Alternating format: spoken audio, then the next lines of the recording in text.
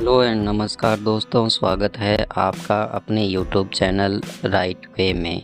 दोस्तों, आज हम डिस्कस करेंगे कि आप राजस्थान सरकार की विभिन्न सेवाओं का घर बैठे किस प्रकार अपने ऑनलाइन आवेदन करके आनंद ले सकते हैं। इसके लिए किसी भी राजस्थान के नागरिक को एसएसओ पोर्टल पर रजिस्टर्ड होना आवश्यक है।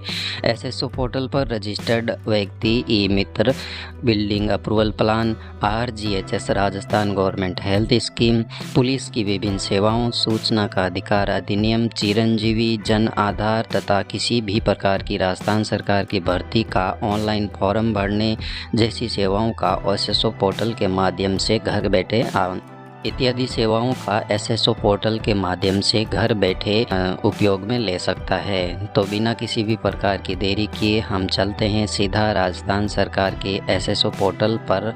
किसी भी आम व्यक्ति को रजिस्ट्रेशन किस प्रकार करना होता है, लेकिन उससे पहले अगर आपने मेरे यूट्यूब चैनल को सब्सक्राइब नहीं किया है तो सब्सक्राइब करके बेल आइकन प्रेस कर लीजिए। चलिए शुरू करते हैं किस प्रकार एसएसओ पोर्टल पर रजिस्ट्रेशन करना होता है। इसके लिए हम सबसे पहले गूगल क्रोम ओपन कर लेते हैं। इसके बाद आपको सिंपली यहाँ पर टाइप कर देना है SSO। अगर आपको पूरी वेबसाइट नहीं पता है तो आप SSO सिंपल टाइप करेंगे तो गूगल में जो सबसे पहले आपके सामने वेबसाइट आएगी sso.rajasthan.gov.in।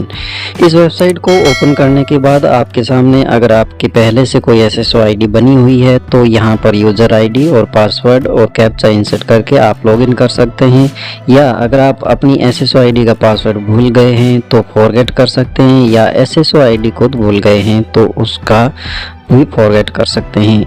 दूसरा ऑप्शन यहाँ पर लॉगिन के जस्ट पास में आता है रजिस्ट्रेशन का। रजिस्ट्रेशन करने के लिए इसके 3 तरीके होते हैं। फर्स्ट, सिटीजन यानी कि जो नागरिक है उनके लिए 2 तरीकों से रजिस्ट्रेशन होता है।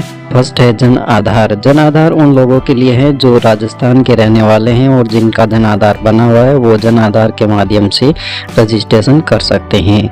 दूसरा है गूगल के द्वारा, जो ऑल ओवर इंडिया के जितने भी लोग हैं वो गूगल के माध्यम से रजिस्ट्रेशन कर सकते हैं। तीसरा आपके सामने नेक्स्ट ऑप्शन आता है उद्योग के द्वारा, ये अपने काम का नहीं है। और नेक्स्ट है गवर्नमेंट एम्प्लॉय। गवर्नमेंट एम्प्लॉय जो है अपनी एम्प्लॉय आईडी जो होती है उसके द्वारा रजिस्ट्रेशन कर सकते हैं। तो हमारे पास ये सबसे पहले वाले ऑप्शन में जन आधार से भी आप रजिस्ट्रेशन कर सकते हैं और गूगल से भी कर सकते हैं। मैं यहाँ पर आपको गूगल यानी कि जीमेल आईडी के माध्यम से SSO ID कैसे बनाते हैं उसका आपको विवरण देता हूँ, क्योंकि जन आधार के साथ जो मेरा जन आधार कार्ड है उसकी मेरी आईडी बनी हुई है, तो एक ही जन आधार से 2 SSO ID नहीं बनाई जा सकती। यहाँ पर गूगल के द्वारा SSO ID नहीं बनाने के लिए हमने क्लिक कर दिया है, तो आपसे ये पूछेगा कि आप गूगल से SSO ID बनाने के लिए क्या सेलेक्ट करना चाहते हो। यहाँ पर आपके सामने जो मेल ID आ रही है, या तो उन्हीं में से किसी एक मेल ID का उपयोग करके आप अपनी नई SSO ID बना सकते हैं, या फिर आप यूज़ अनदर अकाउंट पर क्लिक करके यहाँ पर जो आपकी मेल ID बनी हुई है उसका उपयोग करके आप अपनी नई SSO ID बना सकते हैं। यहाँ पर मैंने मेल आईडी एंटर कर दी है। मैं नेक्स्ट करूँगा तो यहाँ पर मेल आईडी का पासवर्ड मेरे को डालना होगा। पासवर्ड डालने के बाद आपको नेक्स्ट ऑप्शन पर क्लिक करना है, तो ये मेल आईडी के द्वारा SSO रिडायरेक्ट हो जाएगा डायरेक्ट। इसके पश्चात आपके सामने SSO ID का जो यूज़र नेम होता है वो यूज़र नेम रखने के लिए यहाँ पे कहेगा। अगर ये यूज़र नेम अवेलेबल होगा तो वो ग्रीन हो जाएगा, और अगर नहीं अवेलेबल होगा तो रेड हो जाएगा। जैसा कि यहाँ पर आप देख रहे हैं कि SSO ID बनाने के लिए ये कंडीशन है, जैसे आप अल्फ़ाबेट ही यूज कर सकते हो, डिजिट और डू नॉट आर अलाउड, ये जो है ये चीज़ें अलाउड नहीं हैं। तो यहाँ पर टिक करते हैं तो ये SSO ID एक्सेप्ट नहीं कर रहा है, तो हमें पीछे से इसके जो है डिजिट हटा देने हैं। उसके बाद एक बार चेक कर लेना है कि ये SSO ID अवेलेबल है। ये SSO ID अवेलेबल है क्योंकि ये ग्रीन हो गए। यहाँ पर आप अपनी SSO ID का पासवर्ड, कंफर्म पासवर्ड और मोबाइल नंबर ज़रूर डालना है। जैसा मैं यहाँ पर पासवर्ड डाल देता हूँ। यहाँ पर आपको मोबाइल नंबर डालना है। मैं मोबाइल नंबर इसलिए नहीं डाल रहा हूँ क्योंकि मेरा मोबाइल नंबर ऑलरेडी रजिस्टर्ड है। एक ही मोबाइल नंबर दोबारा रजिस्टर्ड नहीं किया जा सकता। इसके पश्चात रजिस्ट्रेशन पर हम यहाँ पर रजिस्टर पर क्लिक कर देंगे। रजिस्टर पर जैसे ही क्लिक करेंगे तो ये कहेगा registration successful for SSO ID income tax. ये इस प्रकार की आपकी जो रजिस्ट्रेशन के लिए SSO ID है वो बन गई। यहाँ पर जैसे ही ओपन ओके बटन पर अपन क्लिक करेंगे तो ये लॉगिन के लिए कहेगा।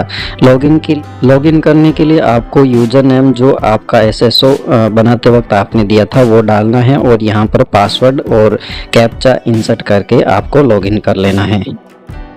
बटन पर आप जैसे ही क्लिक करेंगे SSO को एक बार आप अपनी प्रोफाइल अपडेट करने के लिए कहेगा।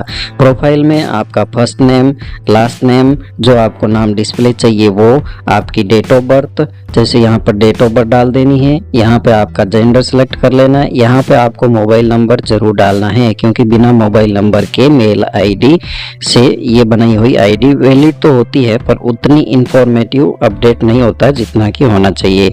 यहाँ पर ये आपकी मेल ID शो करेगी। यहाँ पर आपको एड्रेस, पोस्टल कोड, सिटी और स्टेट यहाँ पर राजस्थान सेलेक्ट कर लेना है, या अगर आपका कोई अन्य स्टेट हो तो वो यहाँ पर सेलेक्ट करके यहाँ पे आपकी जन आधार ID भी डालनी है और यहाँ पर आधार कार्ड भी डालना है।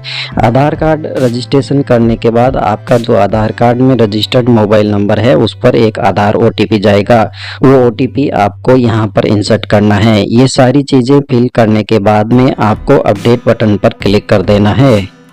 अपडेट बटन पर क्लिक करने के बाद एक बार आपकी SSO ID सक्सेसफुली, जो प्रोफाइल का आपका डाटा है वो सक्सेसफुली अपडेट हो चुका है। अब हम SSO ID का जो मेन प्रोफाइल होता है उस पर आ जाएंगे। SSO ID का मेन प्रोफाइल में आपको राजस्थान सरकार की विभिन्न सेवाओं के बारे में जानकारी मिलेगी। यहाँ पर जैसे आपको किसी भी प्रकार की सर्विस है, जैसे ई-मित्र की सर्विस है या चिरंजीवी की सर्विसेज है, जैसे ये यहाँ पर ई-मित्र की सर्विसेज है, या फिर आप कोई भी सरकारी वैकेंसी का फॉर्म भरना चाहते हैं तो यहाँ पर रिक्रूटमेंट पोर्टल का उपयोग करके आप किसी भी सरकारी विभाग में जो विज्ञापन के द्वारा विज्ञप्ति आई है उसमें आप आवेदन कर सकते हैं। या आप एक गवर्नमेंट एम्प्लॉय है तो यहाँ पर SIPF पोर्टल पर भी आप लॉगिन कर सकते हैं। यहाँ पर आप RGHS, चिरंजीवी योजना और अन्य विभिन्न सरकारी सेवाएं जो यहाँ पर अवेलेबल होती है उनका SSO ID के माध्यम से आसानी से उपयोग कर। SSO ID का उपयोग आप अपने लाइट और पानी का बिल का पेमेंट, लैंडलाइन या मोबाइल का रिचार्ज भी कर सकते हैं। बिल पेमेंट वेरीफाई भी कर सकते हैं। यहाँ से आप लाइट का बिल पेमेंट कर सकते हैं, यहाँ पे लैंडलाइन का, और यहाँ से आप अपना मोबाइल का रिचार्ज भी कर सकते हैं। मोबाइल का रिचार्ज करने के लिए आपको सबसे पहले मोबाइल ऑपरेटर सेलेक्ट करना होगा, मोबाइल नंबर डाल के, और आपका जो भी पेमेंट मोड है वहां पर आपको क्लिक कर देना है।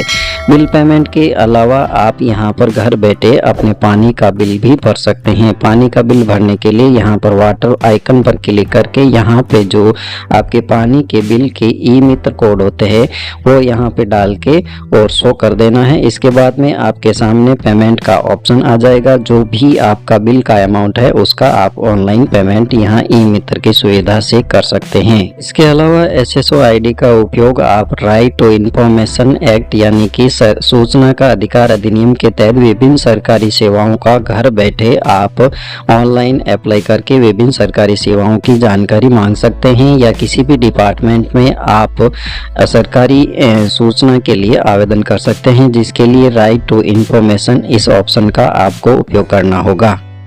इसके अलावा अगर आपको SSO ID में किसी भी प्रकार का और अपडेट करना है तो यहाँ पर आप सबसे ऊपर सेंटर में जो आपकी SSO ID का नाम शो हो रहा है इसके जस्ट पास में एडिट का ऑप्शन दिया हुआ है। इस ऑप्शन पर आप क्लिक करके आप अपनी SSO ID को अपडेट कर सकते हैं। दोबारा यहाँ पर कोई भी चीज़ अपडेट करनी रह गई हो, जैसे जन आधार नंबर या आधार कार्ड नंबर आपका अपडेट करना रह गया हो, तो यहाँ से आप दोबारा एंटर करके OTP से वेरीफाई करने के बाद उस चीज़ को अपडेट कर सकते हैं। अगर आपने SSO ID का पूरा उपयोग कर लिया है तो अगर आपको SSO ID लॉग आउट करनी है तो लॉग आउट करने के लिए सबसे एंड में ऊपर आपको लॉग आउट का ऑप्शन यानी कि क्रॉस का ऑप्शन दिया हुआ है, जिस पर आप जैसे ही क्लिक करेंगे आप अपनी SSO ID से लॉग आउट हो जाएंगे।